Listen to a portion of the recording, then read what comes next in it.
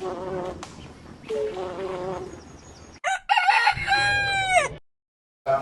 سيدنا محمد سيد الأنبياء والمرسلين وآله وصحبه أجمعين وبعد.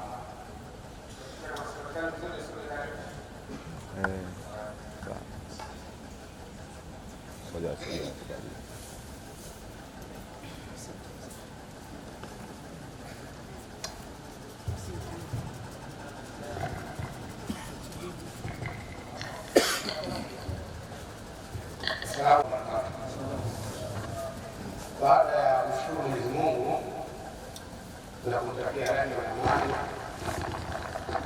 kwa daraja la Mtume Muhammad sallallahu alaihi wasallam, Mheshimiwa Mufti wa Sheria Kuu wa Tanzania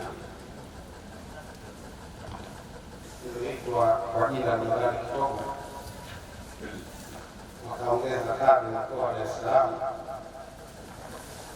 nitoa utambulisho. Mheshimiwa Mufti, katika hadhara hii kwa miaka yote ninapokuwepo hapa wasipendi kuitwa kadri na mkoa wa Dar es Salaam, japokuwa ni kadri, kwa sababu kadri ni cheo kikubwa na mimi mtu mwenyewe ni mdogo. Hii kwa Dar es Salaam inanipa nafasi hii nifanye kazi kwa kuzingatia leo ni mdogo wetu, mwanafunzi wetu, akikosea mara moja tunaweza tukamwambia. Lakini sasa uwanja huu mimi nilikolelewa, nilikosoma na mpaka sasa bado naendelea hapa. Sasa ile kuitwa kwa jina la kadri na unadhabu sana, ilitosha kuitwa Ramadhani Kitonga, vijana na wanafunzi wa Sheikh Issa. Nimesema haya kabla ya kutambulisha hadhira iliyopo, nimeona bora nitambulishe mimi mwenyewe. Naona kuntu dhalika liqala man qala, sijikatoa natambulisha ukaona kwa nani na tambulisha wenzangu, hapa tunawatamu watu kujiuliza ni nani. Sasa mimi na Ramadhani Kitonga, Ramadhani sana Muhammad Kitonga, mzaliwa wa Pembe hapo, nilishafiri kwa Mheshimiwa Mufti, nilishafiri katika lugha ya marehemu yangu, na nimekabidhiwa tu alikuwa mdogo kwa Sheikh Issa anilee, anisomeshe mpaka leo niko katika malezi yake. Na hata hivi ninavyotuma basi kutoka baya. Kwa wakati nilianza kusoma Qur'an kwa Sheikh Ahmed Masudi Nyongo, kadhalika Sheikh Hamid. Baada ya hapo wazee wakachukua kumkabidhi kwa Sheikh Issa mpaka hivi. Na bahati nzuri leo Sheikh Issa na Sheikh Ahmed Masudi walivyokuwa, utadhani labda Sheikh Issa ni mwanafunzi wa Sheikh Ahmed Masudi. Kumbe Sheikh Issa ni mwanafunzi wa Sheikh Amia, lakini alijiweka karibu, alijiweka chini, alijishusha, akawa kidogo mbele ya Sheikh Ahmed Masudi, kiasi kwamba hata akimwita leo anakwenda. Alikuwa siku moja Sheikh Ahmed alitokeka, aliona watu wanakuja huku mbele, akawaambia ukikutana na Sheikh Issa akipata nafasi mwambieni nataka nionane naye. Sasa tuseme mwambieni aje nionane naye. Sasa watu wamekuwa Sheikh hapo mshamba na kazi zake ni wakali. Sasa kwa Sheikh Ahmed anakuita, basi ndio takimbia kaenda kuchikwa. Pia kwa muda mimi ndio Ramadhani sana kwa kidogo jana wa Sheikh Issa, na natoa utambulisho kwa baadhi ya walioko hapa, kwa sababu hadhira hii na watu wengi, kwa hiyo inawezekana wengine tusiwataje kutokana na wingi huu. Lakini Mheshimiwa Mufti ametufundisha kwamba mtu akiwepo hasa mmemwalika itajeni na yeye ajisikie kwamba yupo. Sasa mimi wenda nikawasahau mwingine, mtanisamehe kwenye hilo, wala wasichukulie wale wanaonijua kwa huyo walisimamia sana naye kamwele kusalamu zake, sichukulie hivyo. Baada ya kusema haya, Mheshimiwa Mufti, naomba utambue uwepo wa mjumbe wako wa Baraza la Ulama Sheikh Hamid Masudi Nyongo,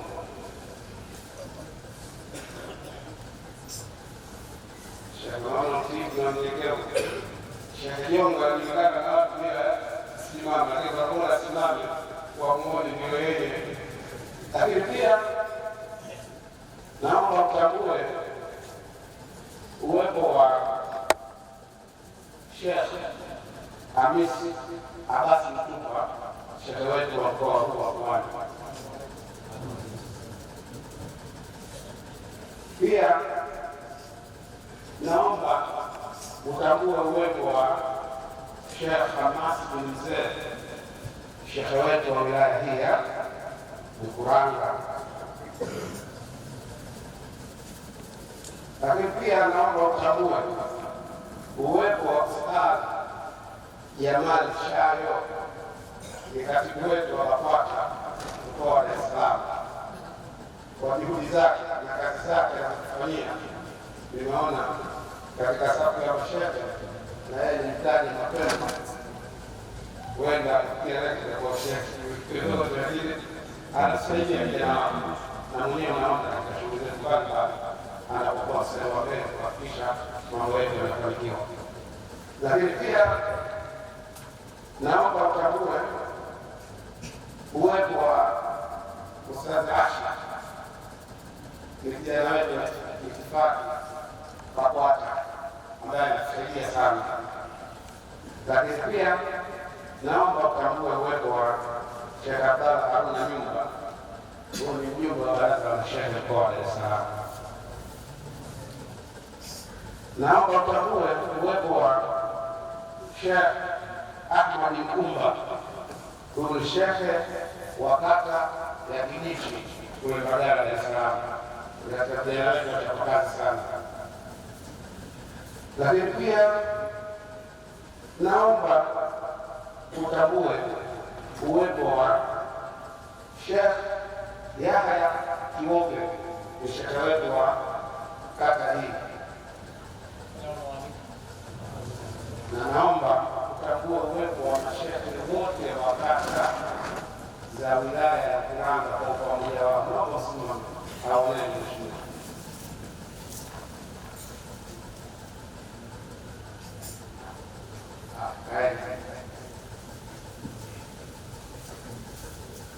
Naomba utambue uwepo wa Ustadhi Maalim Sheikh Saidi Ngororo, huyu kijana tumeelewa wote wa shekhe, tulikuwa wote wa Sheikh Isa watu wa Mbagala kwa kulikuwa naye pamoja hasa Mbagala. Lakini pia naomba utambue uwepo wa katibu wetu wa BAKWATA mkoa wa Pwani ambaye anafanya juhudi kubwa sana katika kuhakikisha safari zetu hizi zinakamilika kwa kushirikiana na shekhe wa mkoa. Naomba utambue uwepo wa Darwesh Nyange kutoka Kondoa.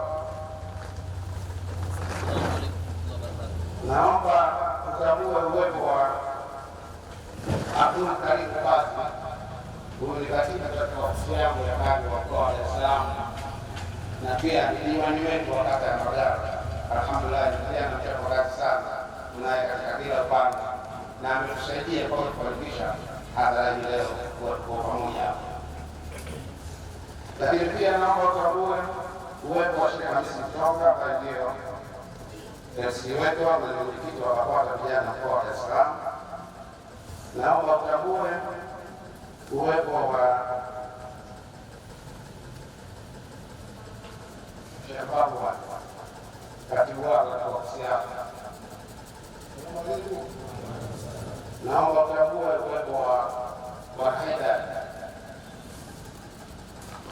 mratibu wa ofisi ya Mufti ndio mbali kwangu. Naomba utambue uwepo wa kadhi wa wilaya ya Kuranga ambaye ni Sheikh Abdurrahman Nyasi. Naomba utambue uwepo wa Alhaji Mupindi ambaye yeye ni mjumbe wa halmashauri kuu kupitia mkoa wa Dar es Salaam.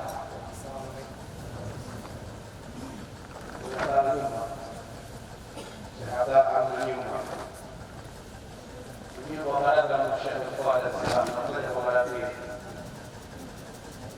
Basi nashukuru kwa kufanya na pia nikiongeza shida wa wilaya kwa moja. Sheikh Abdul Qadir Muhammad Ramia. Hiyo ndio kabisa nataka niseme mwisho ili kwa kuwa ashaniambia inamtaji huko kwanza. Mheshimiwa Mufti, huyu si sheikh wetu sasa. Na huyu ndio swali wa makani hapa. Na huyu ndio mkubwa wetu, huyu Sheikh Isa anamuona. Anamsahau. Lakini anamheshimu, anamjali, anamthamini. Hivi hata Sheikh Isa kakaa pale ndio kavuka tukarasa za rashida za mwisho. Lakini asema mimi siwezi kukaa katika safari ambayo shehe wangu wanakaa mimi nikaa mule. Alikata kufanyika kule. Lakini kwa mtu wa Mungu alikuwa hapa kwa kuzingatia huyu ni shehe wake. Sababu Sheikh Isa amesoma kwa Sheikh Muhammad Ramia na ameishi kwake kwa zaidi amekaa zaidi ya miaka 20. Kama Sheikh Nyanga zaidi ya miaka 20 alikuwa naye. Kasoma kwake, kamlea kwake, na kwa maana nyingine huyu Sheikh Isa kwa hivi sasa ndio anajua Sheikh Muhammad Ramia kuliko mtu yeyote unayejua wewe, ukitoa marehemu Sheikh Jembe, marehemu Sheikh Yahya bin Muhammad Ramia, marehemu Sheikh Abdurrahmani, alibaki sasa hivi Sheikh Isa. Wewe ni hazina yetu, ni fahari yetu, ni urithi wetu.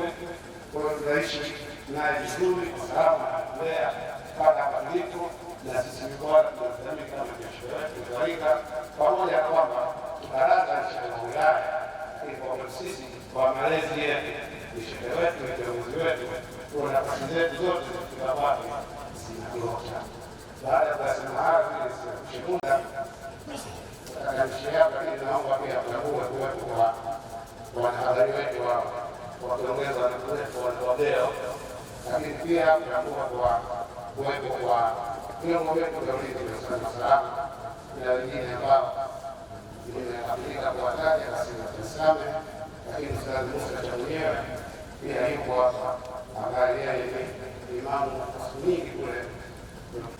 Sheikh Hussein Kabeka kutoka Mwanza kwa Sheikh Hussein Kabeka.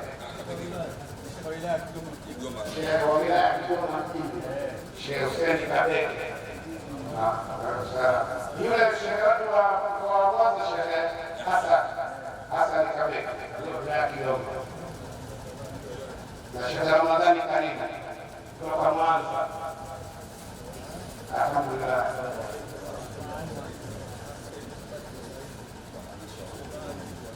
Na tunaye pia mwakilishi wa Mufti wa Burundi. Simama kuona hadhari tukabali. Tunaye Sheikh Ahmed Said ambaye ni msemaji wa shehe wa mkoa wa Dodoma. Sheikh Ahmed Said Sheikh wetu wa Karimu. Sheikh hizi Shaban kutoka Chalinze ni alikuwa mkubwa sana wa Sheikh Ramia kutokea katika wakati wa Sheikh Muhammad Ramia, na hadhara yake ni wa mawasiliano tarehe 18 Chalinze. Na Sheikh Yahya kutoka Dodoma tunaye. Sheikh Nadir pia tunaye. Hadhara yetu inakusanya watu kutoka mbali sana. Tunaomba radhi wengine ambao watawataja kwa muda wapate kuendelea na mambo mengine. Mwisho wa maneno nasema itifaki. Assalamu alaikum warahmatullahi wabarakatuh. Wa alaikum salaam warahmatullahi wabarakatuh. Asante Mheshimiwa Chifu wa Dar es Salaam kwa utambulisho, japo baadhi ya watu wengine kwa macho yako. Baada ya hapo madrasa Qadiria wajiandae.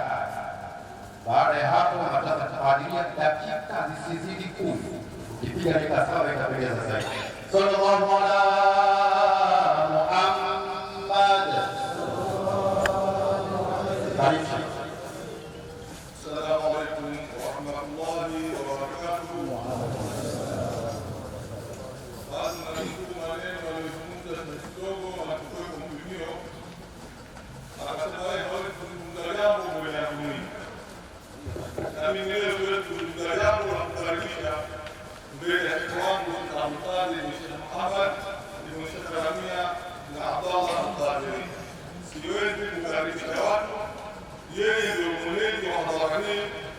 kitaka kupata uthibitisho mwenendo wa hadhara hii hata hizo madola hii imeandikwa nani?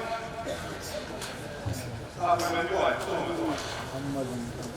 some tofi inasisiwa na Sheikh Muhammad ibn Sheikh Yahya ibn Abdallah al-Qadiri al-Ma'ruf bin Salamia.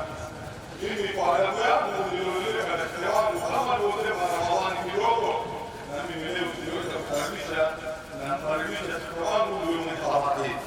Bismillah.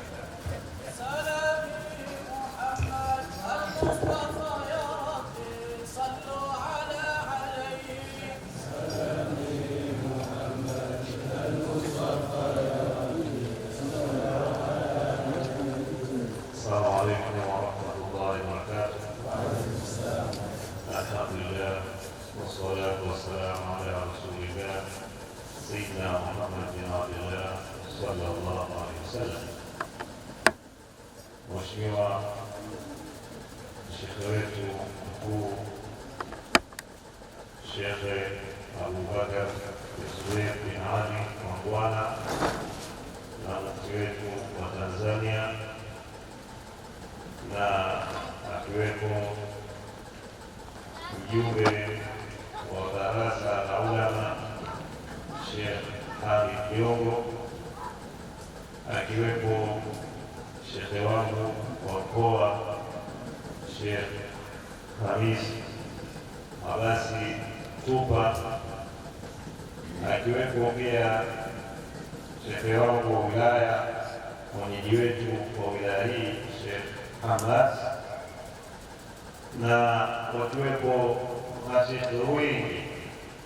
Kwa kuokoa muda, Sheikh Isa amenikabidhi jukumu hili, jukumu kubwa na zito, na mimi pia siwezi sina cha kuzungumza. Shekhe wetu, mufti wetu ananitambua vizuri tu, ikiwa kijana wake, mtoto wake. Hata nafasi hii ya kuwa shekhe wa wilaya yeye ndio alisimamia kwa wakati huo. Kwa hiyo ananifahamu vizuri. Kwa kuto kupoteza muda, nadhani kwamba nafasi hii au maiki hii, sijajua utaratibu na protokoli uliowekwa, lakini kwamba nitairudisha kwa MC, basi MC yeye aweze kuendelea na majambo. Asante. Ni nasaha fupi na zenye kueleweka ili balagha ya namna yake. Huo ndio kukaribisha katika hadhara hii ya mazazi ya Mtume Muhammad sallallahu alaihi wasallam. Pelekeni maishi pale Fadhila.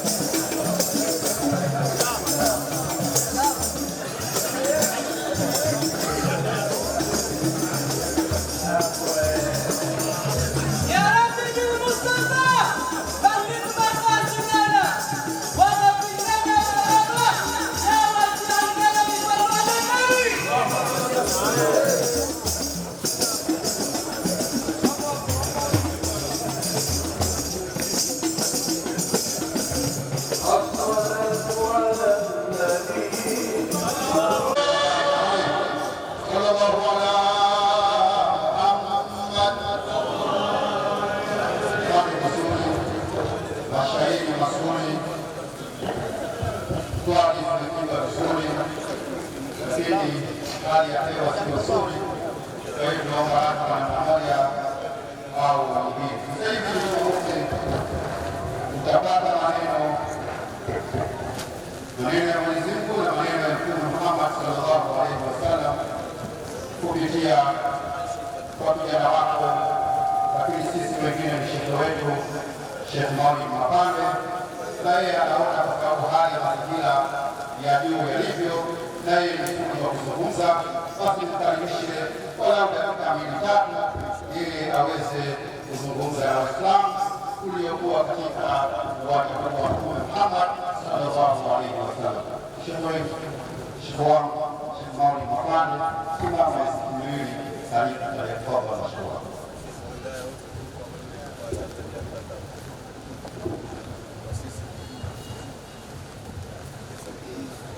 السلام عليكم ورحمة الله وبركاته. الحمد لله رب العالمين، والصلاة والسلام على سيدنا محمد الذي أعطاه الله جوامع الكلم وفجرت له ينابيع الحكم، وهو إمام العلماء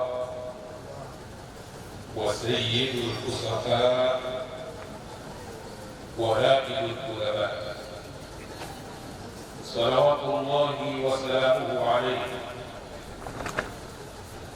وارض اللهم عن أصحاب النبي الذين كانوا بالليل رهبانا عابدين وبالنهار فرسانا مجاهدين. وارض اللهم عن التابعين وأتباع التابعين وعن العلماء العاملين وعن الأئمة المهديين، واحشرنا معهم يا ربنا يوم الدين. وبعد. Mheshimiwa Mufti na Shekhi Mkuu wa Tanzania Sheikh Abubakar Zuberi bin Ali Mbwana, mjumbe wa Baraza la Ulama, baba yangu Sheikh Hamid bin Masudi Jongo, Sheikh wa mkoa wa Pwani, mwalimu wangu Sheikh Hamis bin Abbas Mtupa, Sheikh wa wilaya ya Mkuranga Sheikh Hamas, mwalimu wangu, mlezi wangu, Sheikh wangu, mudiri wa madrasa ya Sheikh Ramadhani bin Amiri Katundu, mwalimu wangu, mlezi wangu Sheikh Abdallah Nyumba. Lakini nimalizie kumtaja pia mlezi wangu Dukuru Shari Isaidi wa Ngururu, mashekhe wote, waalimu, asatidha, viongozi wa chama na serikali, niwaamkie kwa mara nyingine, assalamu alaikum wa rahmatullahi wa barakatuh. Mheshimiwa Mufti, nimesimamishwa hapa ili niseme neno, lakini katika hadhira hii tumekuja kujifunza kwa vitendo, na hasa kwa namna tulivyoelezwa silsila na tawadhui aliyokuwa nayo Sheikh Isa Ibn Jafar, na si tu tumehadithiwa bali tumeshuhudia sisi wenyewe kwa vitendo. Tuliona mafundisho ya Mtume Muhammad sallallahu alaihi wasallam yanasema, laisa minna man lam yarham saghirana wa yuqim kabirana, si katika sisi yule ambaye asiyemhurumia mdogo wetu na kumheshimu mkubwa wetu. Lakini kumbe tumeona baadhi ya wakati kumbe hata mkubwa anaweza akamheshimu mdogo, hata mkubwa anaweza akamheshimu mdogo. Lakini kwa nini huyo mdogo anaheshimiwa? Ni kwa sababu ya daraja ya ilmu. Kumbe ilmu yawezekana ikakutukuza yenye ikakuweka katika makamu ambayo umri wako haujakuweka katika makamu hayo. Na haya ndiyo ambayo tunatakiwa kujifunza, hasa vijana wenzangu, Mtume Muhammad sallallahu alayhi wasallam akatwambia, bu'ithtu liutammima makarima al-akhlaq, mimi nimepelekwa kwa ajili ya kutimiza tabia iliyokuwa njema. Tunachotakiwa kujifunza kwa Mtume Muhammad sallallahu alayhi wasallam ni tabia zake. Mara nyingi walinapenda kutolea mfano wa kisa kile cha mjenzi wa Kaaba wakati iliporomoka. Wakati ule Mtume Muhammad sallallahu alayhi wasallam bado hajatoa hukumu, lakini Makuraishi walikhtilafiana juu ya nani atakayeiweka ile jenzi mahala pake, mpaka wakawafikiana kwamba awe wa mwanzo kuingia hata kulipo ile atakayekuwa wa kwanza kutumilia, basi huyo ndiye kulifani kwa haki moja. Wakakubaliana hilo, na wa kwanza alifika pale akawa Mtume Muhammad sallallahu alayhi wasallam, lakini kwa hiyo kinga ya ahadi yake aliyokuwa nayo, tabia yake, uaminifu wake katika jamii anayoishi nayo, wote walisema kwa pamoja, amina bil amin. Hapa kwanza inatakiwa nasi tujifunze kweli pale ambapo tutakapopewa dhamana katika jambo kubwa ambalo watu walikaribia kupambana na kupigana, je, kwa akhlaki zetu yawezekana kukaribia na wote waliokuwepo hapo? Ikiwa mpaka hivi sasa ukijitazama unaona kwa tabia zako kuna baadhi ya watu hawataweza kukubali, basi jirekebishe katika sasa, jiweke katika tabia na muonekano ambao utakaoweza kuridhiwa na kila mtu. Mtume Muhammad sallallahu alayhi wasallam aliridhiwa na watu wote kwa sababu ya tabia yake, lakini hata ile hukumu yake ilikuwa ni hukumu ya kuondoa baina yao, kuondoa yale mapigano ambayo yalitaka kutokea baina yao, maana ilitakiwa sasa uvunjifu wa amani upatikane. Lakini Mtume Muhammad sallallahu alayhi wasallam alileta suluhu ya kuhakikisha kwamba amani inaendelea kutawala katika jamii yake. Sisi leo tunafanya mapigano katika kuhakikisha pale ambapo inapotokea chokochoko fulani, na sisi tukawa mstari wa mbele kutoa juhudi zetu, fikira zetu, maoni yetu katika kuhakikisha tunarejesha utulivu na kuondosha tatizo ambalo lilitokeza katika jamii yetu. Tuna mengi ya kujifunza kwa Mtume Muhammad sallallahu alayhi wasallam. Mtume Muhammad kazi yake ilikuwa kuwaleta watu pamoja, kuondosha farqa baina ya mtu na mtu, baina ya familia na familia, baina ya kabila na kabila. Sisi leo tumejiweka wapi na tabia hii ya Mtume Muhammad sallallahu alayhi wasallam? Sheikh Isa leo ametuletea dhahabu hii ya ilmu katika maeneo yetu. Hili ni jambo lenye thamani kubwa, lakini sisi ambao tumeletewa kueliwa thamani hii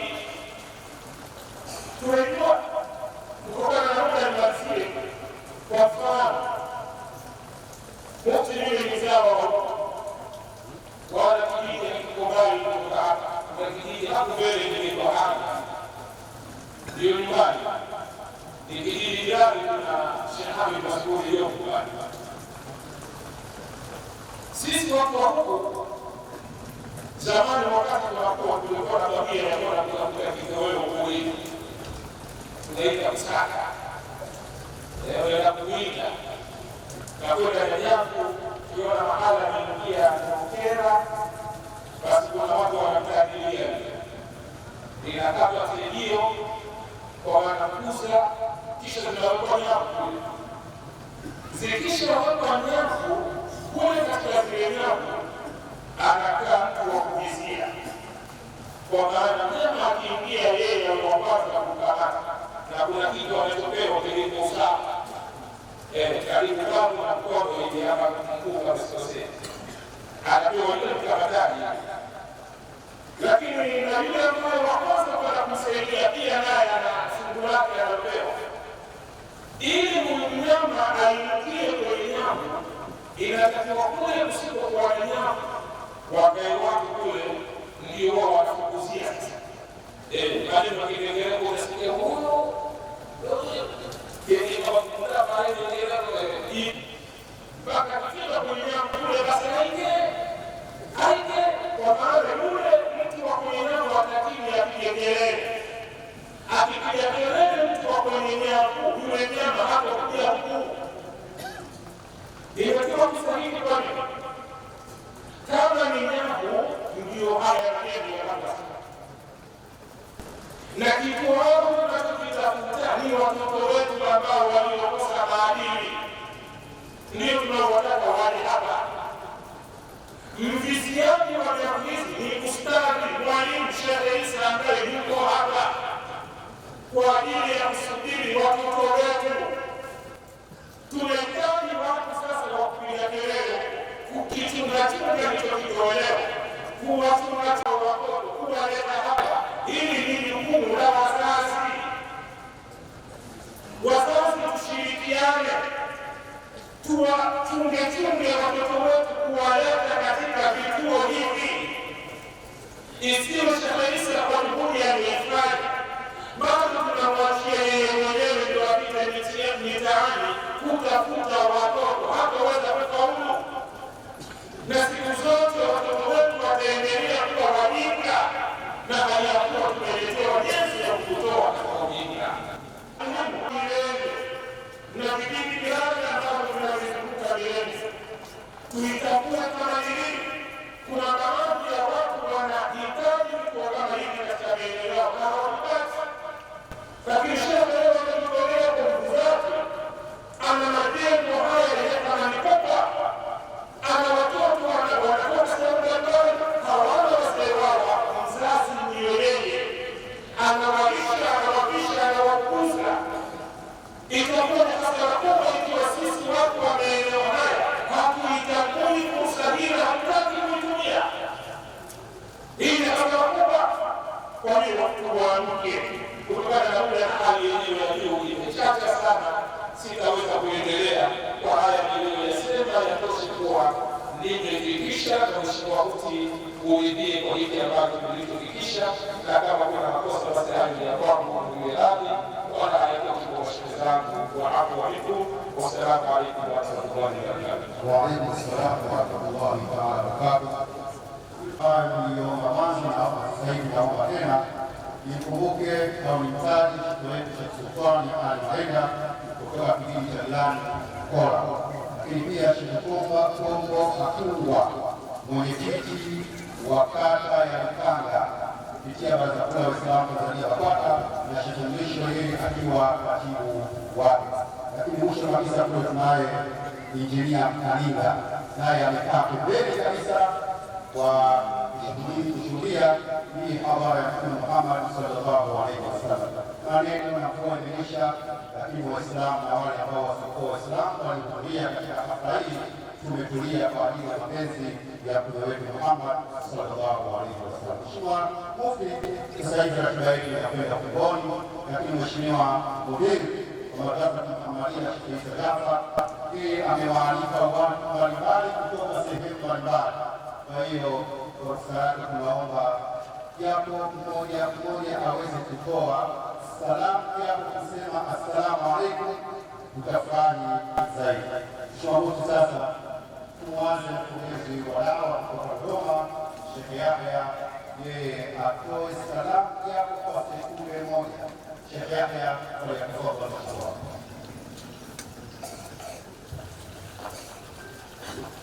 Anafuata Sheikh Ramadhan Karim. Assalamu alaykum wa rahmatullahi wa barakatuh. Sheikh Ramadhan Karim kutoka Mwanza. Ramadhan Karim. Assalamu alaykum wa rahmatullahi wa barakatuh. Sheikh Hussein Kabeke kutoka wilaya ya Kigoma mjini.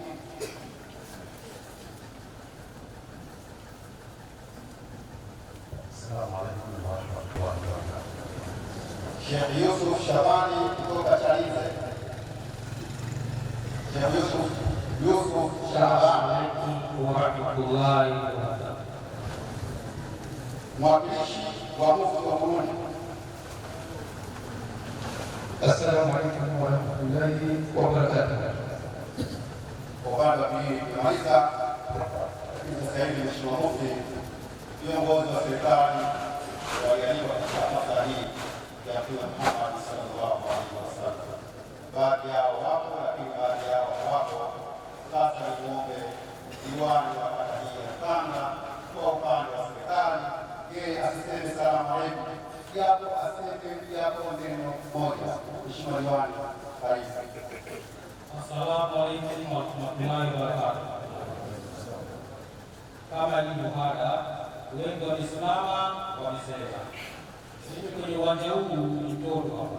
Mimi ni mtoto wa shehe, kwa hiyo shehe mwenyewe na mzazi wake ameshindwa kusema, nami sitakuwa na kusema kwa sababu ni mtoto wa shehe, lakini niwahakikishie Mufti, kwenye kata ya Tanga serikali na dini tuko pamoja, tunashirikiana kwenye majambo tofauti tofauti, na shehe yeye akiwa ndio daraja la kutuunganisha kati ya viongozi wa serikali na viongozi wa dini, lakini kati ya viongozi wa dini na viongozi wa chama, yeye Sheikh Isa ndio daraja letu. Kwa hiyo baada ya kusema hayo, pia tuwatambulishe wenzangu waliokuja kwenye hafla hii. Nafikiri yuko diwani wa kata ya Kiu kwa kata ya Mato, Mheshimiwa Faraji Sedengo, naomba usimame changia. Lakini pia yuko diwani wa kata ya Kianne, lakini huyu pia ni mwanafunzi wa madrasa hii, ndugu yangu Sultani Waziri Sheshe, naye simama kuchangia. Baada ya kusema hayo, Mheshimiwa Mufti na mgeni wetu rasmi, karibu sana Mpanga. Mpanga iko salama na watu wa Mpanga wanakutamani. Nafikiri hafla hii yote walitamani waguse na mkono wako, lakini kwa sababu ya itifaki imeshindikana. Lakini karibu sana Mpanga, tunapandisha Mpanga. Asante sana. Asante Mheshimiwa Mufti na Shehe Mkuu wa Tanzania. Kama nilivyosema, kwa niaba ya Sheikh wetu Sheikh Isa Jafar, alitamani kwa kila mmoja aliyemwalika, hata wale watu wa mbali, Mwanza, Dodoma na kadhalika, waseme japo salamu zao kwa walipotoka, lakini kulingana na mazingira ya hali hii ya hewa, anaomba radhi sana, mchukulie kulingana na mazingira ya hali hii ya hewa. Sasa hivi Mheshimiwa Mufti, kwa heshima kwa taadhima, mnyanyua Sheikh wetu wa wilaya Sheikh Hamas ibn Mzee, yeye asikusehewe kidogo kwa salamu za wilaya yetu hii Tanga, lakini moja kwa moja ampe Sheikh wetu wa mkoa huu wa Pwani Sheikh Hamis Mtupa, na baadaye Sheikh wa mkoa wa Pwani aweze kukaribisha Mheshimiwa Mufti, ili tuko tayari kusikia kadhaa. Kabla Sheikh Hamas kuzungumza, natambua uwepo wa viongozi na wenye viti wa Baraza Kuu la Waislamu Tanzania BAKWATA wilaya ya Tanga na wajumbe wa baraza la mashehe wa wilaya ya Tanga, wajumbe wa mashehe mkoa wa Dar es Salaam wakutambulishwa na viongozi mbalimbali, lakini tunatambua wote bila kusahau kaka yangu nirudie tena Shekau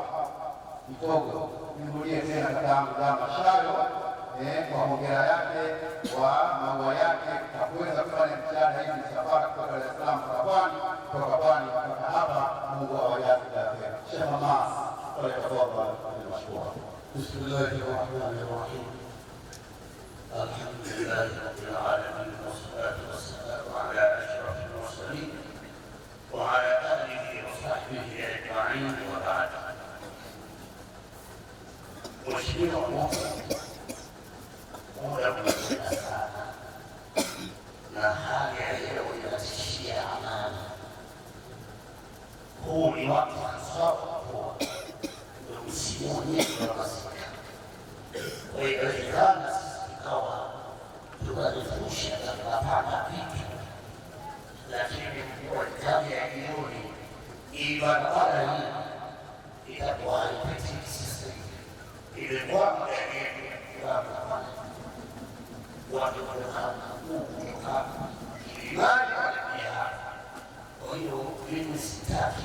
kuzungumza chochote.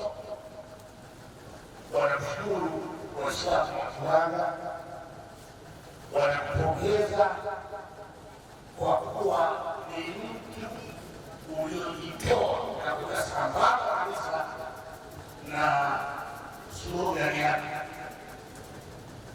Maana sisi Kiwanga tumefaidika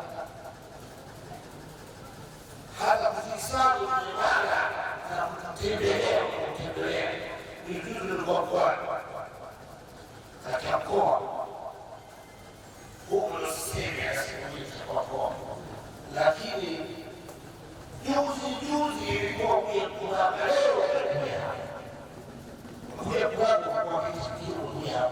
Kwa hiyo hili mashehe walipokaa kikao wasema kwanza mara hii tunapokea mtu wote basi wote tunakataa kasoro moja twende tunapokea na tuone na tupelekee shukrani zetu na pongezi zetu kwake. Kwa hiyo mimi hapa kufikisha nikabishe Shekhe Khamis Ibn Abbas Juma hafidhahullah, kipenzi chetu na ni shekhe mustahiki kwa basi dunia mufti bishawa kuambia kibaha kwa pamoja pale na kosa kwa Shekhe Khamis umetutendea ndivyo umetutendea jambo ambalo hatuwezi tukasahau. Alibadilisha baraza la kupishana na nimshukuru leo nieleze kwako kutuletea Shekhe Abdallah Nyasi hatuomba sasa, lakini wewe mwenyewe ukikuona huyu atawafaa. Mwenyezi Mungu akujalie kheri. Wassalamu alaikum. Shekhe tafadhali. Sheikh Hamas yuko pamoja na viongozi wake wa Waislamu Tanzania BAKWATA pale wilaya, kuna katibu na mwenyekiti na wajumbe mbalimbali katika ofisi yake. Mheshimiwa Mufti Dr.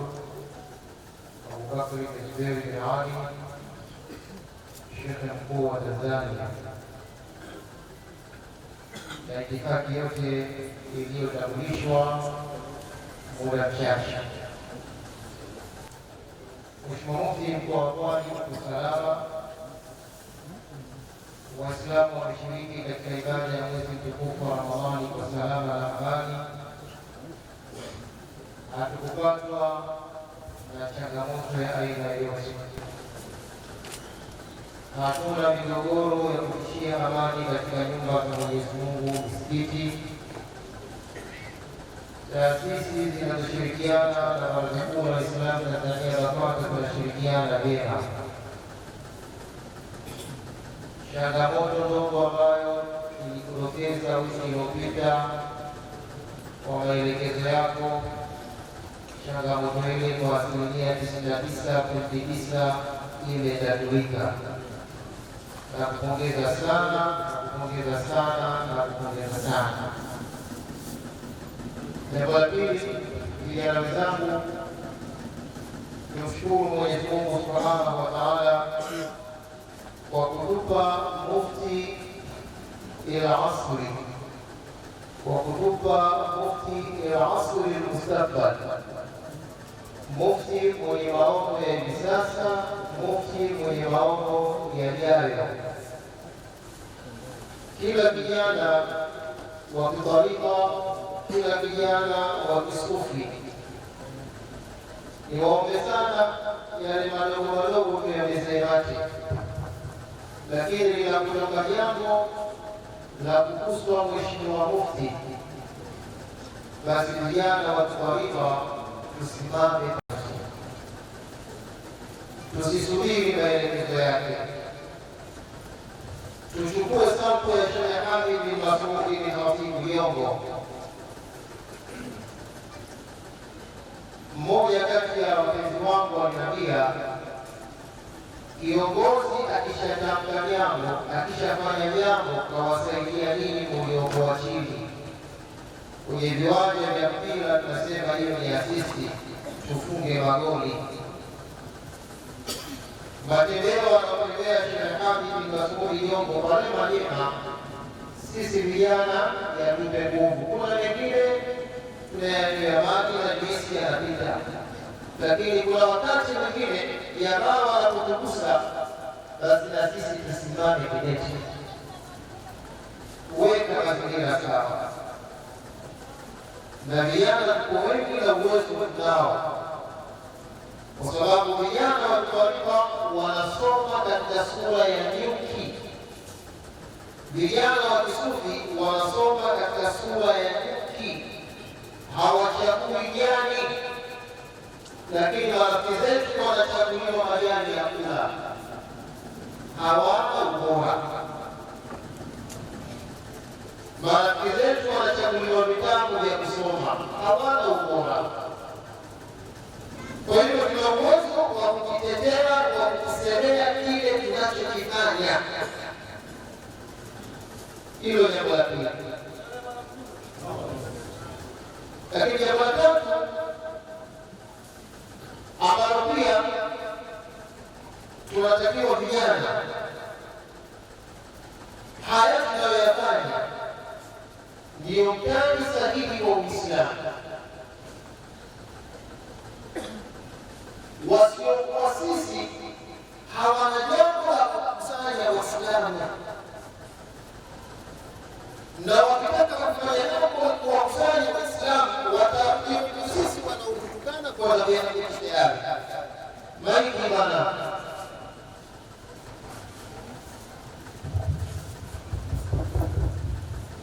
narudia tena pointi hiyo. Vijana wa Tariqa, vijana wa kitasawuf, hii mikusanyiko yetu ndiyo mikusanyiko na ndiyo mtaji tuliowachiwa na salafu na saleh. Uislamu tuliopokea kupitia hizi bendera za Tariqa.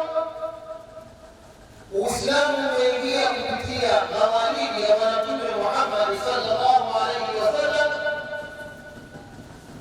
na Uislamu unaendelea kusambaa duniani kupitia mikutano hii.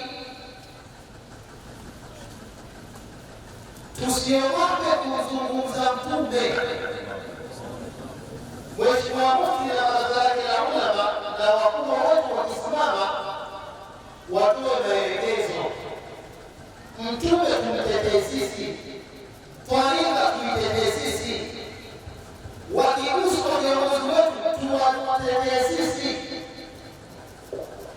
Leo habari anaguswa mwenyekiti wa CCM, mwenyekiti wa Chadema, mwenyekiti wa CUF taifa, alafu wale wa chini wananyamaza kimya, hadi wamsubirie awapea sisi jibuni. No! Lazima tuseme hoja tunazo, maktaba tunazo, uwezo tunao, tuna akili bora kwa kulia kwao.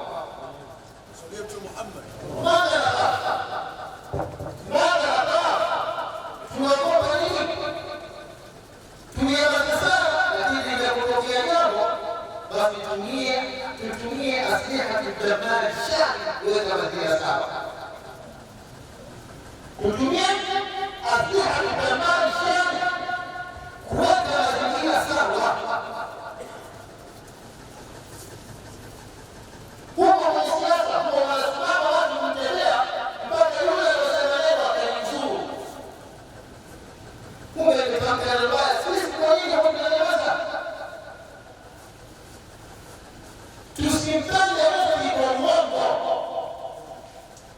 tusimpende mtu midomoni, tumpende ndani ya moyo, tumnusuru ndani ya moyo. Hii ndio ramsi, hii ndio alama. Imamu Mahdi aliyekuja hapa hakuja kumfuata kiongozi yoyote Tanzania, kaja kwa heshima ya Samahatu Mufti. Imamu Mahdi akaja hapa kwa heshima ya Mheshimiwa Mufti, anajua kuna mtu wa kunipokea, sio viongozi vile vinavyoandika mchana.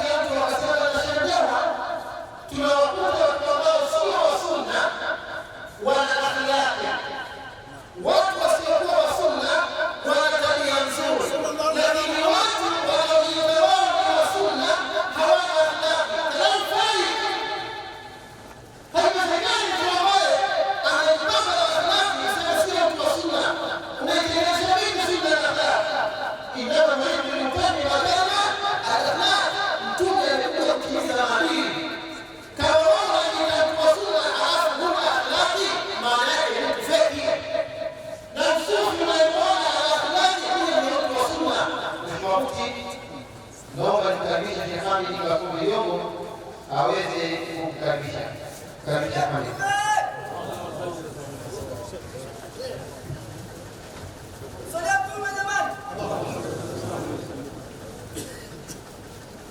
السلام عليكم ورحمة الله وبركاته.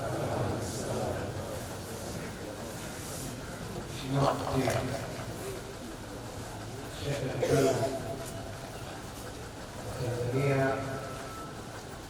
ambaye aliongoza Baraza Kuu la Waislamu Tanzania, kwa kifupi inaitwa BAKWATA.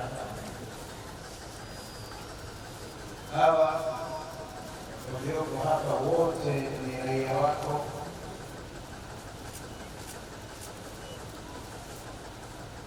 kiroho na kimwili. Kuna wengine sisi ni raia wako kimwili,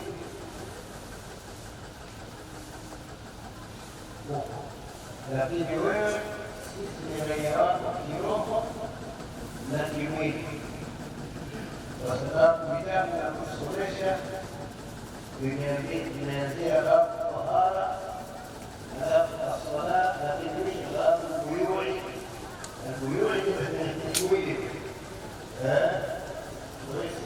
Wewe ni kiongozi wetu kiroho na kimwili, kiongozi wetu wa kidini na kidunia, sio la akhera. Akhera naweka nabasimama mwenyewe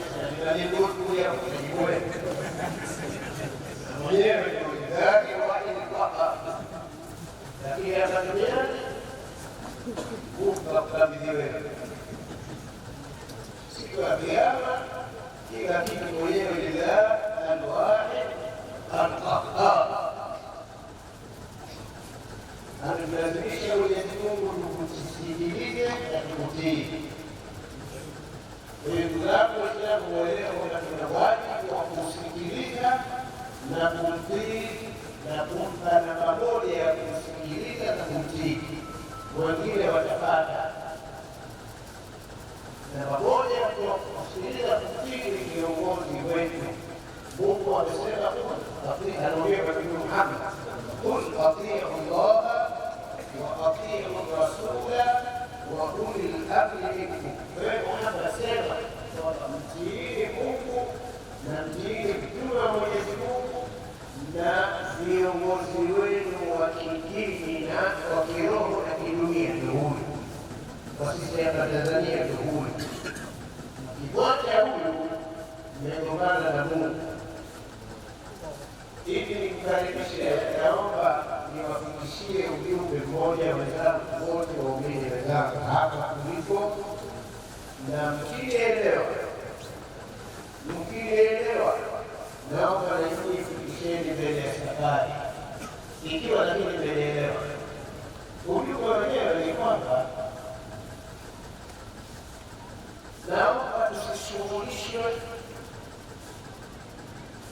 na dhambi. Sisi kama binadamu lazima tutokee dhambi, na Mwenyezi Mungu ametukabidhi vifutio viwili vya dhambi: swala na istighfar. Kuna swala, kuna istighfar. Hivyo ndio vifutio vya dhambi. Naomba msijali kutokewa na dhambi. Jamii kwamba je, nimefuta hii dhambi? Jambo kubwa ni pale ambapo Mungu amekukabidhi kifutio alafu wewe hukufuta. Ama wewe kutokewa na dhambi, Mungu yeye anaweza kukufanya dhambi. Hivyo tunaomba hivyo kufanya na tuweze kusema kullu mali hadha khata. Kila mwanadamu makosa, yani fanya makosa, lakini kiwe sema wa khairu khata'ina tawwabun, bora wa yule aliyefanya makosa bora wao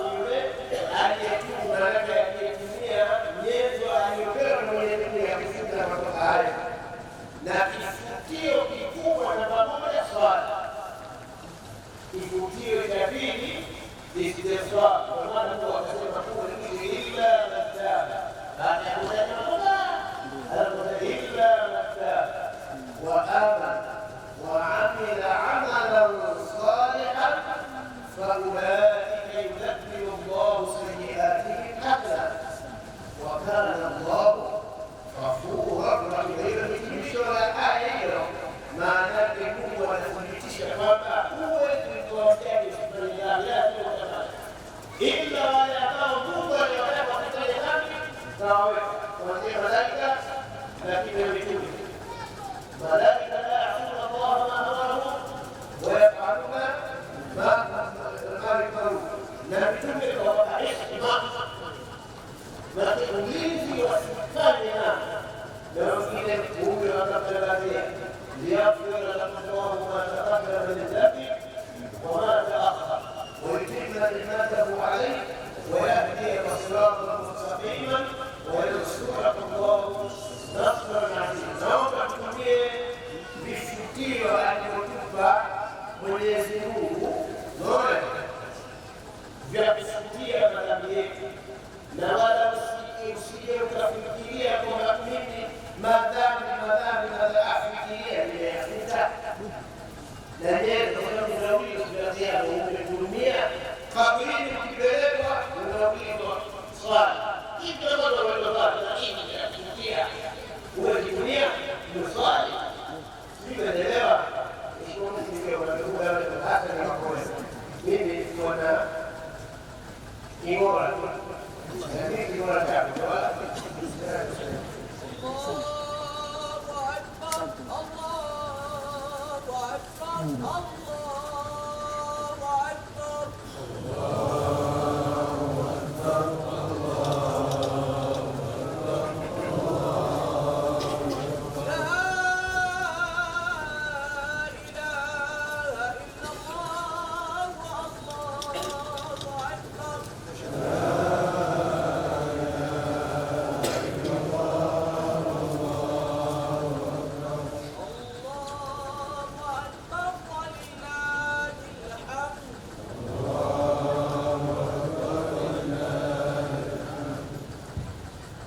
بسم الله الرحمن الرحيم.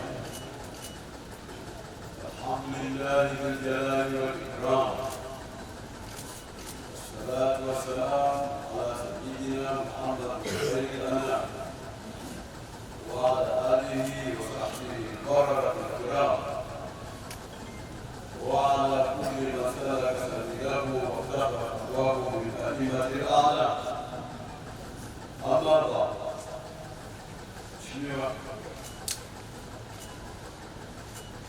Mheshimiwa Baraza la Ulama Sheikh Hamid Masud Jongo, Mheshimiwa mkuu wetu, sababu ya sisi kusanyika hapa, wetu mzee wetu Isa Sheikh wa mkoa wa Amani Hamisi Mataka hapa Hamisi kwa mzee Mataka kumleta taarifa fupi Sheikh Hamas Sheikh wa wilaya na Sheikh wa wilaya nyingine ya Msali wilaya ya Bagamoyo kwa Pwani Sheikh Abdurrahman katibu wetu wa wilaya ya Tanga, washekhe wote wa kata na viongozi wote wa baraza, kila mmoja kwa nafsi yake, wazee wangu, wageni waalikwa, mashehe kutoka mikoa ya mbali,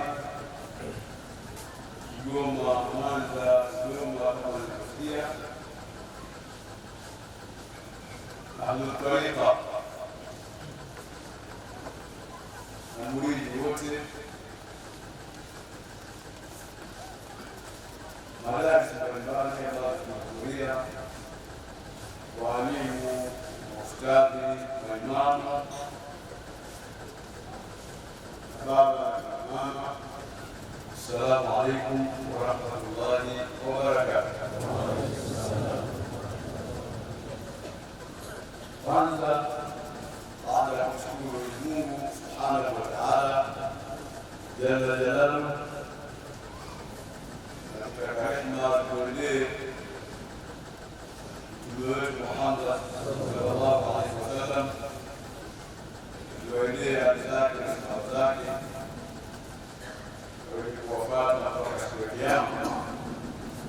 Nimshukuru Sheikh Isa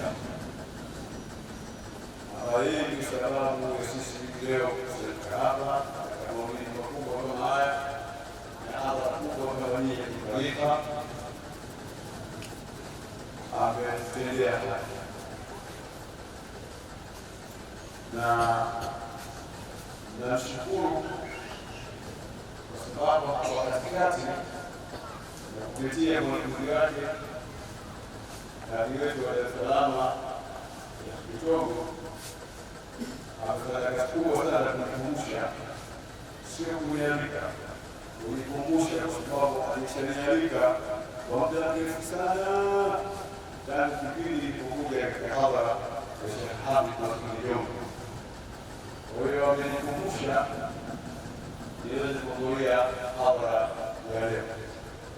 Hadhara ya leo hii kwa siku hii na tarehe hii ikiwa na hadhara nyingine kubwa, lakini ndio yafundisha nikasema endeleni na nikamtoka na mtu anakuishi ili mimi niweze kuhudhuria hapa hadhara ya Sheikh Isa kwa kuhifadhi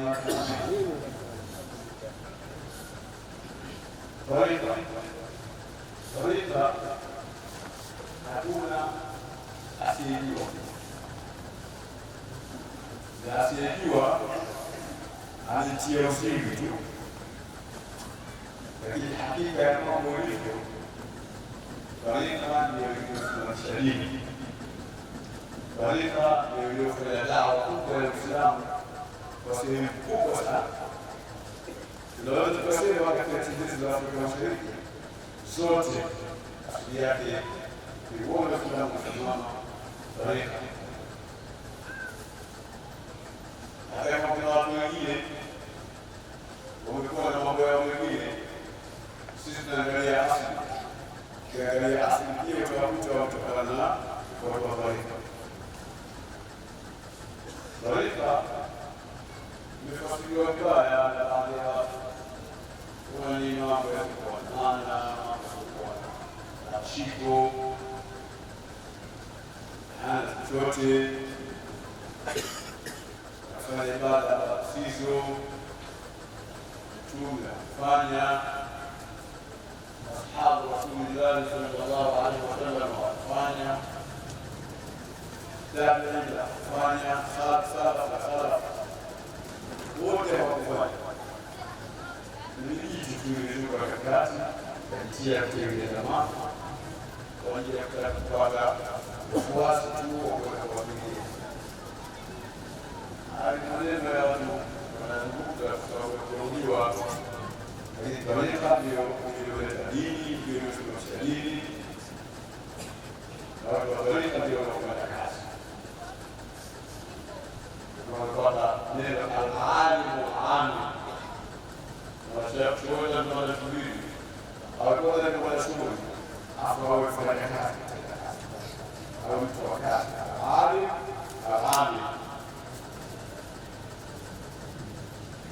hapo tariqa na tariqa wafanya kazi kufundisha dini yenyewe kama dini kwa kuieleza dini yenyewe kula mahara, lakini kufundisha adabu na akhlaq ambazo ndio haya maadili yanayotolewa. Kazi hiyo imefanya sana watu. Tariqa hii rejea katika kitabu cha Hidayah na Adhiya ulaweti tunasema fa tariqatu ahadun bidini khaliqi wa qiyamu bil amri wan nahyi jala. Anasema tariqa ni kushikamana na dini ya Mungu, akhadhu bidini khaliq, kushikamana na dini ya Mungu ndio tariqa, na kusimama kwa mtu wa kushauriana katika mambo aliyekuwa wazi kila mmoja katika hali moja. Hiyo ndio tariqa. Tariqa ndani yake ilikuwa mema na kukataza maovu na kuwafundisha watu mambo ya maadili, tabia njema. Na mimi nashukuru Sheikh Shabani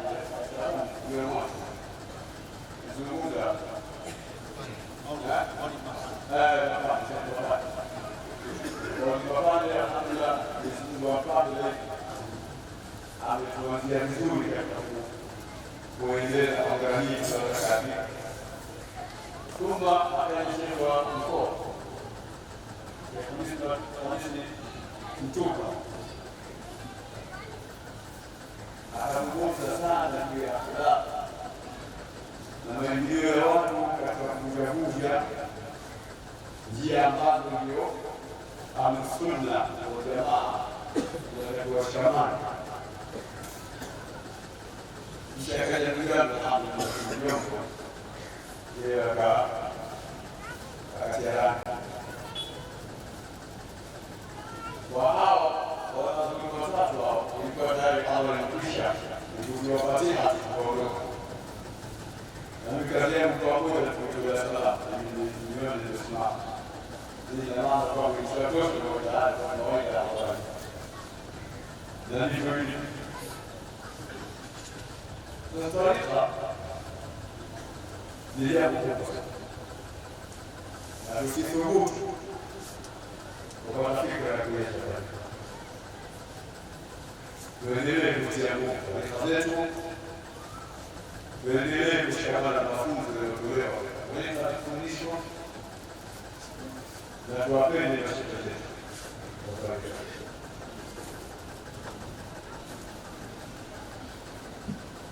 Baba Sheikh Zuberi mahali pia alikuwa ni kiongozi.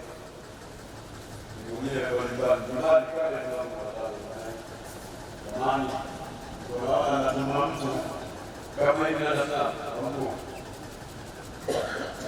Kisha anatakiwa kwenda kwa anafikisha ujumbe. Hakuna simu siri. Hakuna chochote na simu zilizokuwa kwa koroga. Mawasiliano na ushawishi nenda salama fanya kidogo kisha uende kwani kibao basi kutupa peleka roho siku fulani hapo wanapokuja bila sema asante salamu alaykum anaondoka na kwenda ndio ndio tunasema tunafanyika kama ile ilitoa nizungumza hapa na Sheikh Musa na amezungumza sana Sheikh hili hauwezi kaenda shahidi tunaandika asamu wa taa kwa wasikilizi wao hawatii wao la Mtume sallallahu alaihi wasallam asingelijaliwa na Mungu anaonyesha atiiwe Mungu na Mtume na asingesikilizwa dini ingekaja hapo. Kwa hiyo nashukuru sana kwa kisha nisitakirudia sana kwa leo. Nichoe tuwasiliane kwamba tuendelee kushikamana na hili. Hii ndio Mungu anasema sasa tunakupa sasa tuendelee kushikamana sana. Kama tunavyosema tupa kwa watu wa taifa wanasoma katika sehemu mbalimbali, wanasoma kwa mashirika mbalimbali. Kila mmoja akimuuliza hapa wanaweza kushika wawili watatu wanne, wanasoma watu wa vionjo katika mashirika mbalimbali. Ndio maana wanajengeka, wanakuwa wazuri, wana uwezo wa kuongoza, wana uwezo wa kufikisha, lakini wana uwezo wa kulea.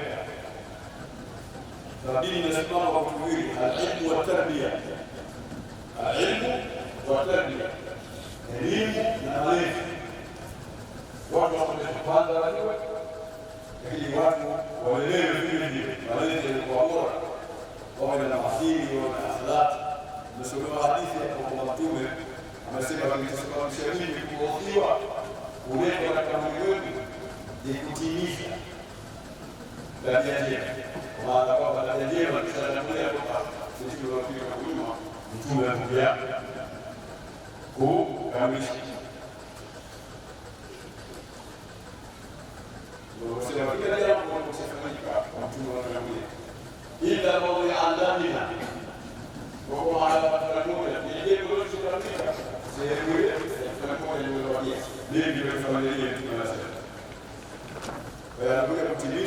njia njema. Njia njema tunazipata katika makusanyiko. Kwa mpaka leo katika kuheshimiana, kupendana, kukaribishana, kuendeleana. Angalia wakubwa zao wakuu, waheshimu, na wakubwa nao wanapenda walikuwa chini. Hiyo ndio baraka. Wasiwe watu wasikamane na Afrika, pende na umwete Afrika. Ukijua kwa Afrika, ulijua usimamia dini katika nchi. Kama si hivyo, asimame tu wabana nijia. Na tarehe niliosoma sisi tunapenda mambo yote. Tarika al-Qadimiyya, tarika al-Shadhiliyya, tarika al-Alawiyya, tarika al-Adawiyya, tarika al-Idrisiyya, tarika al-Adawiyya, tarika al-Nasraniyya. Tarika al-Qur'an maarufu. Kuna haja ya kuleta kusimamia dini na dini katika nchi. Ndio wale kwa dini mwingine ukijengea kila dorifa atakaye na mwingine kila tarika mwingine kwa Abdul Jilani ndio mwingine na dorifa kwa shida wake alipokufa pia alishukuru ndio Babeli akajapisha jina lake kwa taifa la akaendeleza kazi kama alivyopewa tafsiri na Mwenyezi Subhanahu wa Ta'ala. Afanye darasa ili watu zaidi ya wako wasikilize darasa. Kwa mtu mkubwa na alikuwa mtakara kwa Mwenyezi Subhanahu wa Ta'ala. Na akiwa hapa swali kufanya ibada wengi watu wakubwa kama hao. Siku moja Abdul Jilani sallallahu alaihi wasallam alikuwa amekaa na wanafunzi wake na wazee Muislamu na kisha akajadili kumjaribu kama wanafunzi wote anakuwa ni kweli, lakini kama wanaelewa wengi wengine wanasema wanajua wengi wanatafuta wanasema wanasema wasimuue seleshe wao ni nyoka wa dini ndoka hao ni nyoka kwa kawaida nyoka kama nyoka haya pia kimua kile kwa kawaida kama ndio kawaida ikiwa kwa dini anakufa vile vile ndio kwa sababu nyoka anakufa kwa kawaida hiyo ni wajibu na wewe kuzuri kwa sababu tayari ushafelesha akajenyoka akaingia kuingia nyoka mkubwa kisha akasimama na kwa kia wake baadaye akajenyoka akashini nyoka akaingia katika mkono wa nyumba kwa sababu mtali tena na mtali tena kwa sababu anatoroka anaeleza naam yeye naam lakini wale wale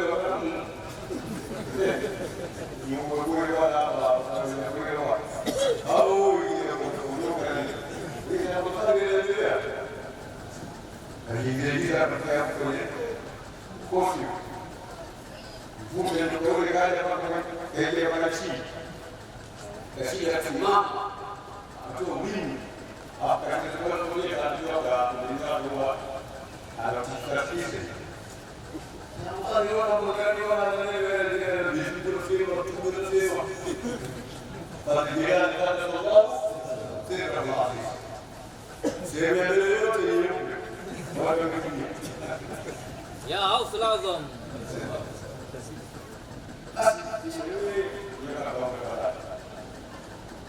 Siku moja tena nikaa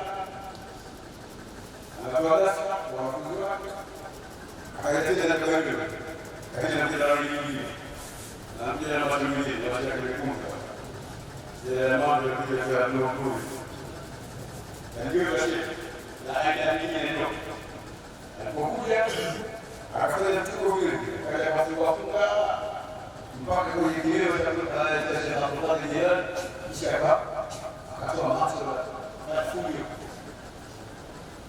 Samaki amefanya jirani hata Allah sura wazi anaona sura wabili wajuma watatu wanne hamna mtu anatoka kitu. Kisha akafungua ile nyoka kisha akasimama. Akamwambia unanijua mimi? Anasema kujua, anasema nyoka. Anasema kujua. Lakini nasema sura hii akawaambia akageuka akasema akawa mimi ni yule nilikuja mara ya kwanza nikakutetea keke hapa, lakini uko thabiti, usibuki uhangaike, usibuki uko vile vile. Ndio mimi nilikuja kuangalia tena mara ya pili, nilikuja katika ile nilijaribu kuwashauri wenzangu wengi wakimbia wameshindwa kuvumilia, lakini wewe ni walii nambari moja. Mtu karibu sana na Mwenyezi Mungu Subhanahu wa Ta'ala, wala hujali chochote katika mbingu za Mungu, wewe unamjali Mwenyezi Mungu Subhanahu wa Ta'ala. Baada ya hapo sisi watu wa taifa tuendelee kushikamana kwa pamoja, tuendelee kufanya kazi nzuri sana kwa wingi, usikose kitu na baba hapo. Swala la taamili hizi lazima uswali, labda una swala nyingine za ziada au unaweza kujipelekea kwa Mwenyezi Mungu Subhanahu wa Ta'ala. Swala za sunna ya swala ya dhuhuri na swala raka mbili muakkada, swala raka mbili muakkada, kisha baada ya dhuhuri raka mbili muakkada, raka mbili muakkada. Amradi hizi sunna ambazo tunajua na kufundishwa usiziache. Usiku usimame kufanya ibada kama tuliongea daraja وصلاة الليل وسطرها فتحفيها من فرح الوجه وتأبدها وأحياها تحت في كذا والفاتح. فالنصيب تنويك كذلك كوبا وركعتان في يوم الليل خمس من الكون الجنة نهازمها ركعت أعوذ بالله من الأمكار سبحانه كتاتي يمين رسول ما سيما نهازمها كثيرا هذه فسبب طريقة يفهمها الصالحة الصالحة المبتدئ يجيب سبحانه وتعالى يكفيها وفيات المبتدئ يجيب سبحانه وتعالى وهو لو سيزيد صلوات التكبير المبتدئ يجيب سبحانه وتعالى وهو بشير التكبير من يريده تكبير من يريده وتقول وتكبيرين هذا كفيوتي تكبير الصبح تحتاج إلى المغرب إلى تكبير إلى تشهد إلى تهيئ للوجوبية التي سبحان الله سبحان الله سبحان الله الحمد لله الحمد لله الحمد لله الله أكبر الله أكبر الله أكبر لا إله إلا الله تكبيرك في يوم سنتين لذلك طبعا هذا الوش وهذا أسرين ودرويش يتبع معنا تلاقيه على تشوت درويش يقول على موت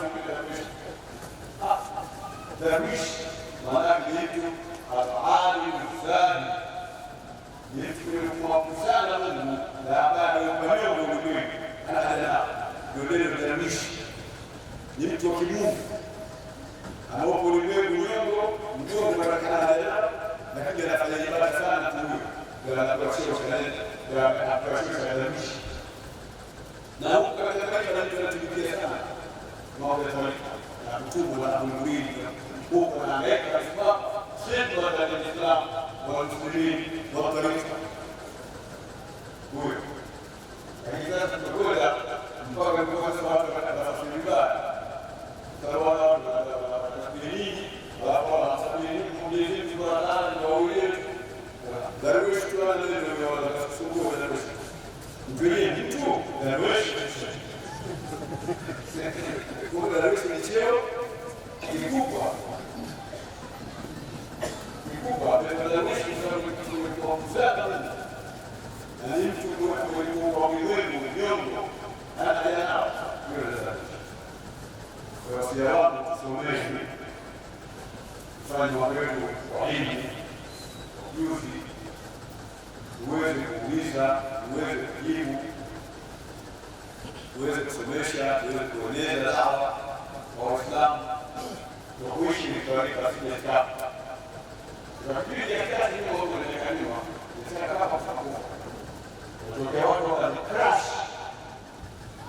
Alafu watu wanaleta dawa na akili. Ikawa kama kwa kweli kwa kuendelea. Kwa kweli ndio sasa kwa mkuu. Kwa kuambia tuko wala kueleza. Na mimi ndio nimesema sasa ndio hii tunataka katika tabia kueleza gani kuelewa kila kwa sana na roho kuwe wala kwa wala ili sasa kufikia kuwe taarifa kweli na taarifa kutijania kuwe ya kutijania nishakuwa na mtu basi mmoja mmoja anaingia nikasali msikitini maliza kusali nikaenda kuzuru tijani kwenye hiki katika tijani hapo kule kwa kushikana kwa maana ya kule ni kama ya mali nikatabarikiwa mshikana na tijani ingawa shadilia wapo na familia wapo na familia wapo lakini tijani ndio mshikana kwa hivyo nikatoka na mlango wa kulia kutoka tukoje na tukoje kama leo mimi katabu na tukifika mbele sisi ndio ndio tunapokuja kufikia ndio tabia ya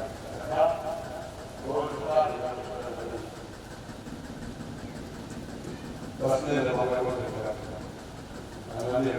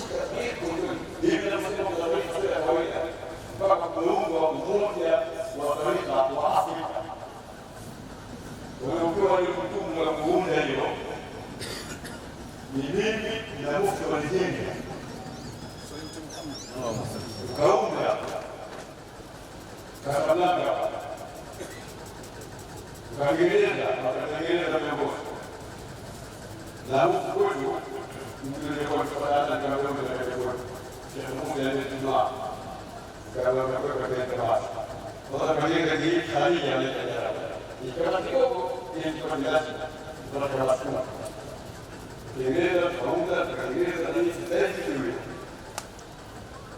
kwa ajili ya kulinda taifa za kuchukua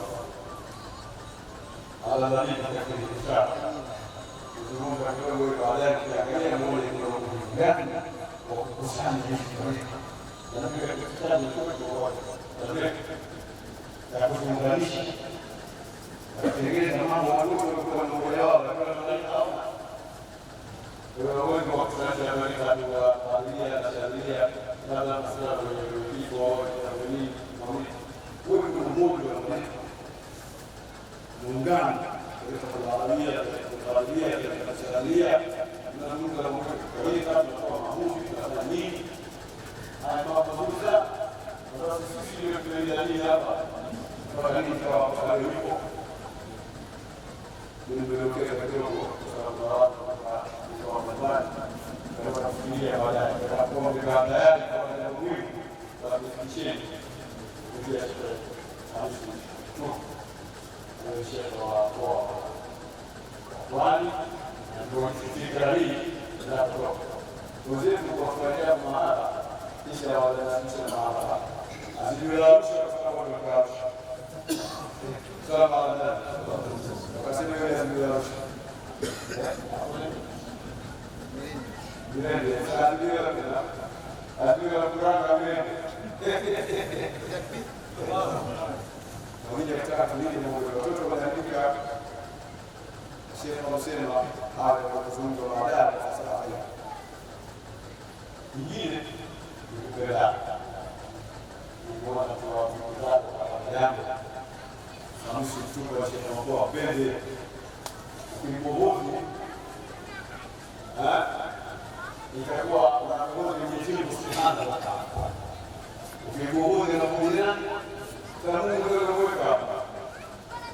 Mungu ndiye anaweka. Anawafika mufti na diwani wa ulama na wengine wengine. Huyo nani Allah. Sasa wewe unapenda tuseme kwa kile kadhabia ni mwenye mtu pamoja na sisi tunajua Bebê chega, bebê chega para olhar para baixo. Quando ela conduz tudo para o trabalho, mas ficou nada. Bebê chega para lá de dentro. Sabe? Ela vai ser o segredo. Agora, se ela bateu no final, ela vai falar. Você é toda boa para trabalhar. E não é muito. Na verdade, eu vou dar uma dica muito. Ele não dá para fazer isso na humanidade. Olha, a Mungu hapa Kuranga. Na mpele kali wa Mungu tunataka kufikiria. Wote hapo shule kwa wale kufikiria. Tulibakia. Allah kufikiria ndio ni kufikiria. Ndio kufikiria. Kijana ndio mshangaa. Wewe inatamani kwa wapi ndio haya basi ndio mpendeni Yesu anakupenda mtu kama huyo mpendeni mkoshi kama kwa mpendeni mkoshi kama mpendeni mkoshi kama wote kwa wakati mpendeni wao ni kama kwa wakati ndio ndio ziara kwa ndio kwa ajili ya kwa ndogo sasa kwa sana hapa pia kuonyesha historia ndio sikiwa sana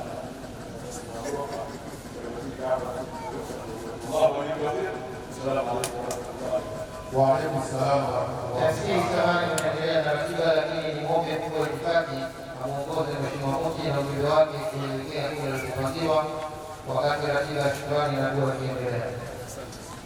Sasa Mheshimiwa Jifaa wa Dar es Salaam uje Mheshimiwa Mufti anatoka, lakini tuliobakia tuwepo kwa wanawake sije haya yake. Sasa naishi kwa nyumbani naona ni mwana wa nyumbani. Lakini kile mbaya yote ndio wote wakaanza. Kwa hiyo tunafanya ziara kwa Pwani. Kila wilaya Hamisi anapeleka nitahitaji wakati nazungumze nao. Ndio maneno ya kwa kwa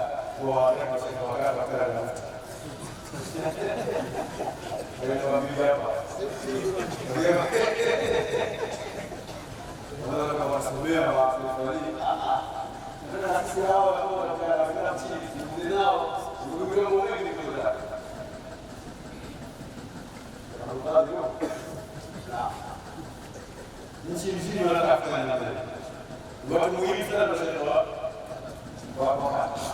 na maimamu na walimu wa madrasa na watu wa maarifa basi tazama kama mkashakisha mimi nimefurahi sana uleta basi mtaa wala anasema kwa hiyo kwa kundi ndio tuwapenda viongozi wetu, tuwapenda Mwenyezi Mungu Subhanahu wa Ta'ala na tuwapenda Mtume Muhammad. Tunafanya maulidi ya pamoja na Mtume Muhammad. Sasa tuombeeni na dua. Ahibu ulama. Ndio hawa hawa wengine ndio hawa. Bidii. Imam, ustadi, walimu, sheikh kata, viongozi pia wa kata, wengine viongozi wengine wa kata. Viongozi wa wilaya na mkoa. Viti wa katibu kwa kwa ndio Islam waabu sio rabana ndio wale kwa hapo sio rabana lakini sio kwa sio kwa mzima na muongozo na fundisho la Muhammad sallallahu alaihi wasallam hata kama nafanya hivi ni ya fikri kwa hiyo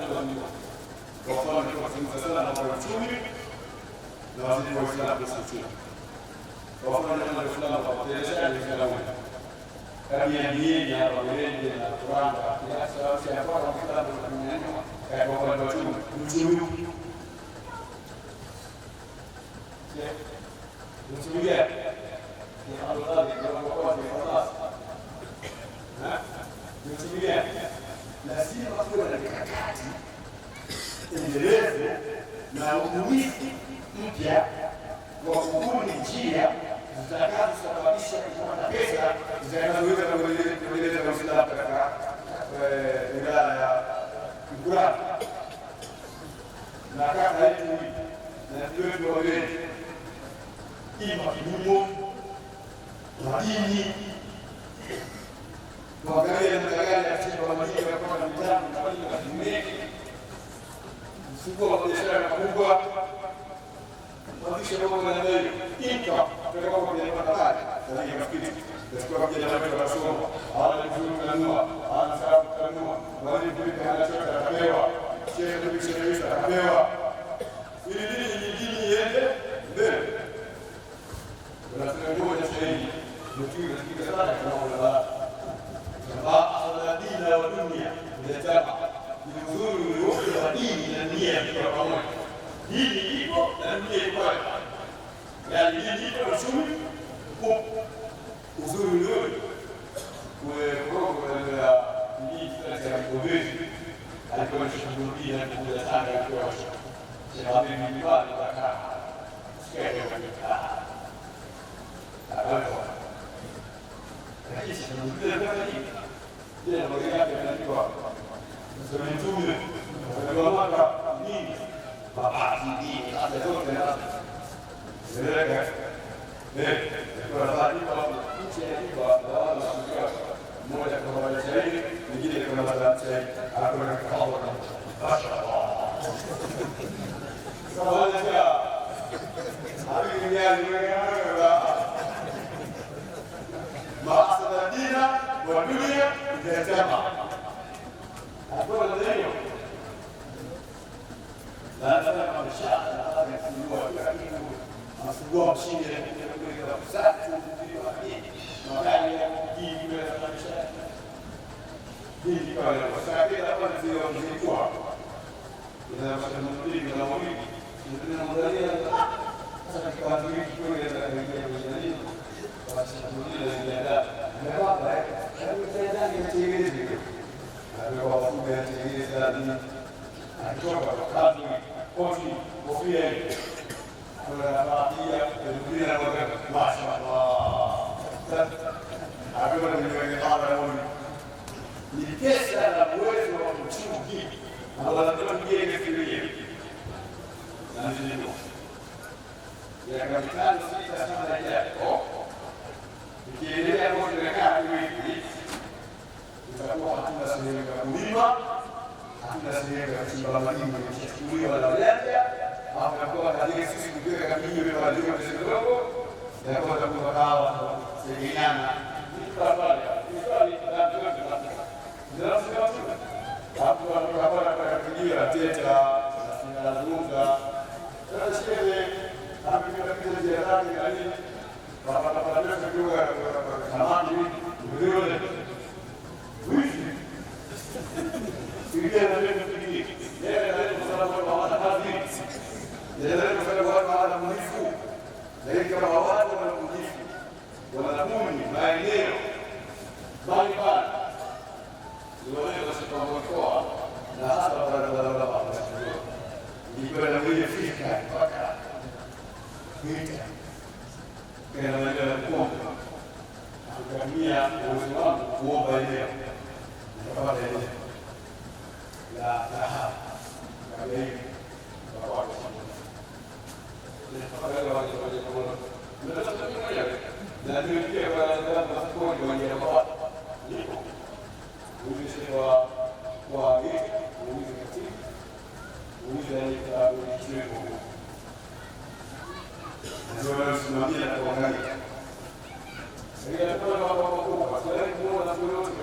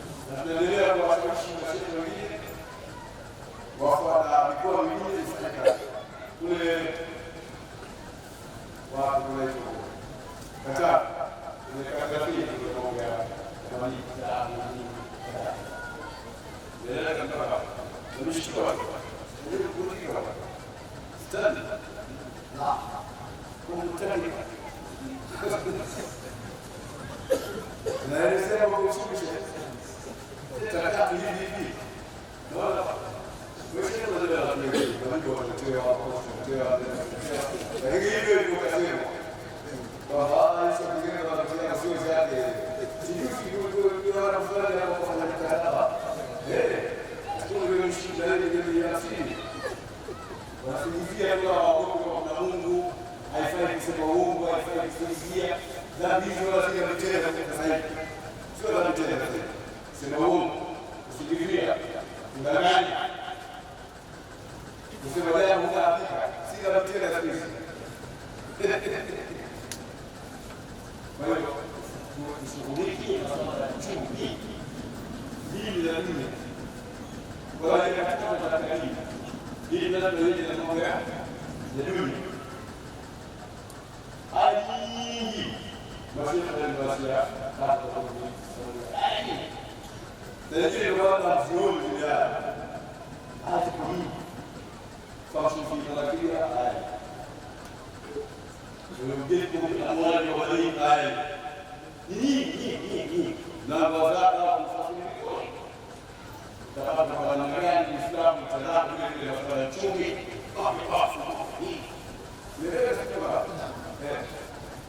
machinjio ya uchumi, lakini kwa wengine machinjio wanauana na nini, watu wamejaa na karatasi kusingiziana na Mungu ili viongozi wa wakuu wafunze wengine unaangalia kitu gani katika machinjio.